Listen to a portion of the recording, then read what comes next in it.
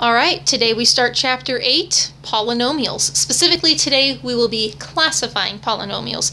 So there's a lot of definitions today. So when we talk about classifying polynomials, there's 4 rules that we have to follow. And the first one is no negative exponents. A negative exponent would be something like x to the negative 5th. Okay, we can't have that. No negative exponents. Fraction exponents, can't have those. X to the 4/5 or something like that, no. No radical signs. Now radical signs are going to look like anything today. They might look like that, or they might have an actual index with it. Remember we talked about that in Chapter 7? Still can't have those though, not today. And no variables in the bottom of a fraction. Now it's important to note that it's specific about variables in the bottom of the fraction. Okay, so like x over 3, that one's actually good. Or 4/5 times x, that one is also good. However, 3 divided by x, that one is not okay because the x is in the bottom of the fraction. So below I have some examples of some polynomials. Go through in your head, go through your checklist. Does it break any rules? Negative exponents, fraction exponents, radical signs, variable in the bottom of a fraction. If it doesn't break those rules, it is a radical. So this one's good. I'm sorry, it is a polynomial. This one's good. That one's simple, but it's good. This one's pretty complicated, but it's good to go too. So we'll also be classifying polynomials by the number of pieces that are inside of it. So the last example I gave had several additions inside of it.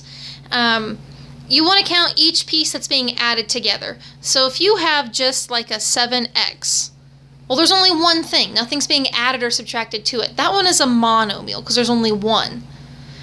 Okay, think about the prefix by. It means 2. That means you're going to have 2 items being added together. So that would be an example. Here's a monomial being added together. All of these then can be classified as a polynomial. So think about a trinomial. If the prefix tri means 3, you guessed it, it means this is going to have 3 parts. Okay, something like that. And then one more way we're going to classify these is by their degree. So I have some examples here.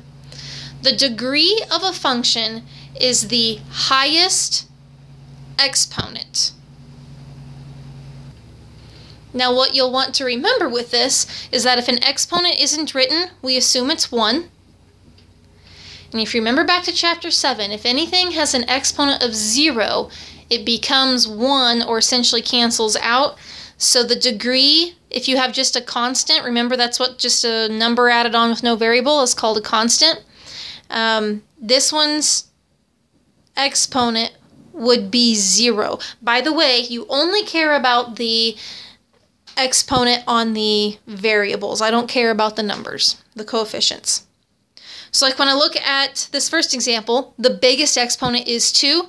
So that means 2 is my degree. Look at this one. What's my biggest exponent?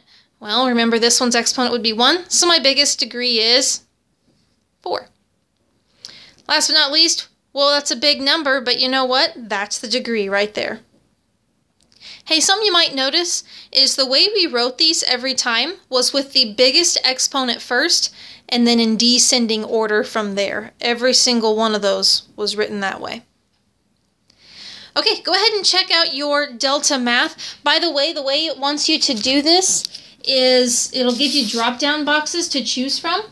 So on this one, determine if this expression is a polynomial. Because there's a variable in the bottom, I'm going to say that this is not a polynomial. So when I click that, that's just it. Okay, let's see if we can get an example where it is a polynomial.